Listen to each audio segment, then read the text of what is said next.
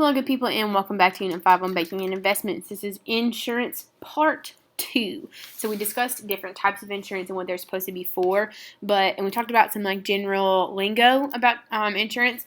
But now we need to talk about how you actually go about purchasing it. So first and foremost, check the reviews for companies. See what other people have said. If you purchase a policy because it's real cheap, you might get real cheap service, okay? You purchase a policy and it's really expensive, you still might get bad service. You just never know. So ask your friends, ask your parents or guardians or adults in your life and be like, hey,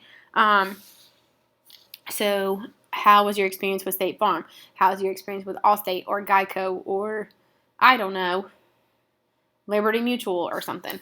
So you got to figure out what their experience was like, and if it was good, maybe consider going with that company. All right, check on your car insurance every single year. All right, I foolishly went with State Farm because my parents had State Farm. They're like, yeah, just call the lady up. She'll get you a quote sent over real quick. Because when I was buying a car, you can't have a vehicle without car insurance. Okay, so I had to have you have to have a statement that tells them you either have gotten a quote for car insurance or you have already purchased it.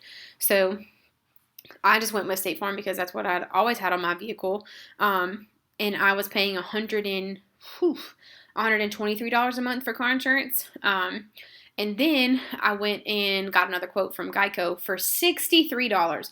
Literally cut my car insurance bill in half. So please check around every year for car insurance, okay? It'll save you money. Save your money. Stop spending it unnecessarily, okay?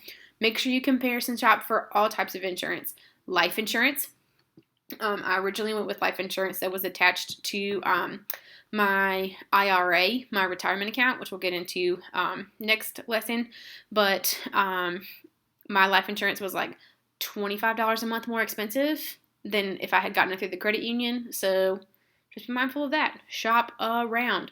Quit spending ridiculous money because you like this company better than that company. If they don't give you better service, it ain't worth it, okay? Costs and benefits. You got to figure it out. Really avoid supplemental insurance. I would say the only supplemental insurance you need to buy is gap insurance.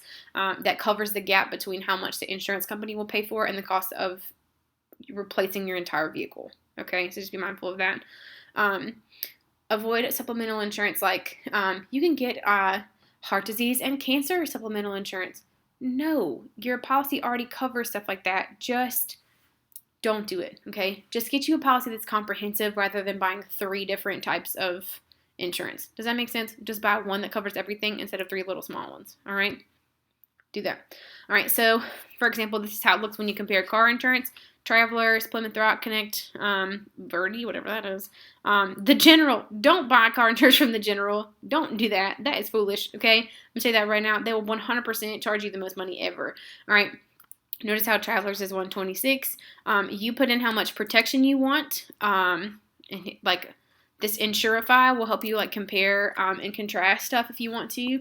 If you want to go in there and look, that's fine. If you want to go on Progressive will also help you comparison shop. Just be mindful of that.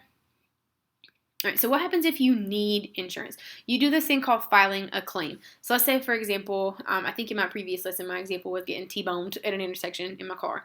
All right, so if my car gets T-boned to the point where I can't open the door and I can't drive the vehicle, you have to file a claim with your insurance.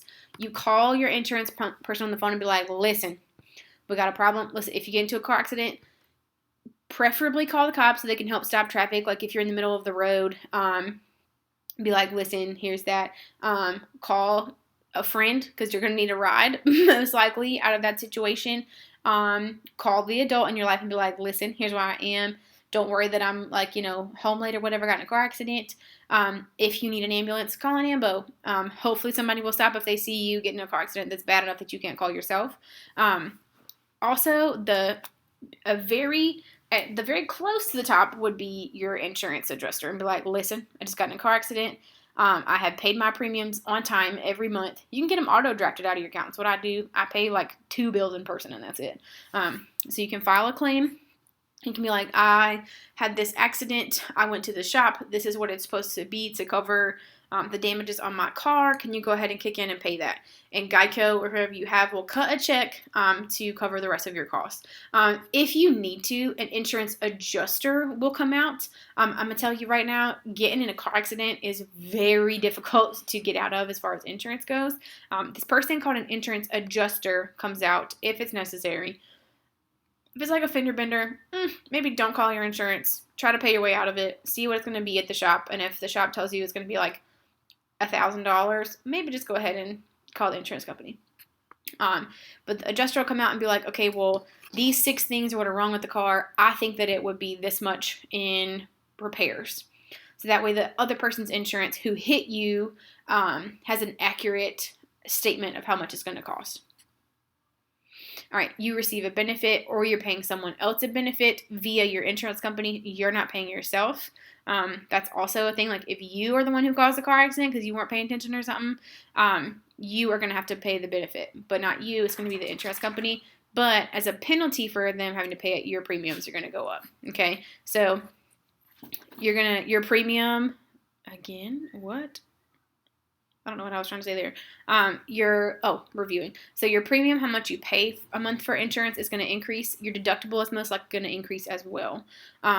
Because they're like, well, listen, we just paid out all this money for you. We're going to need you to shell out for a little bit. If you've gone for a specific amount without a traffic ticket or without an issue, they'll knock your premium back down again. It's fine. So if you get a ticket, if you can pay the $300 or whatever to pay it off, do that. If you can pay to replace the fender or whatever yourself, do that. Don't tell your insurance unless you absolutely need to. Okay?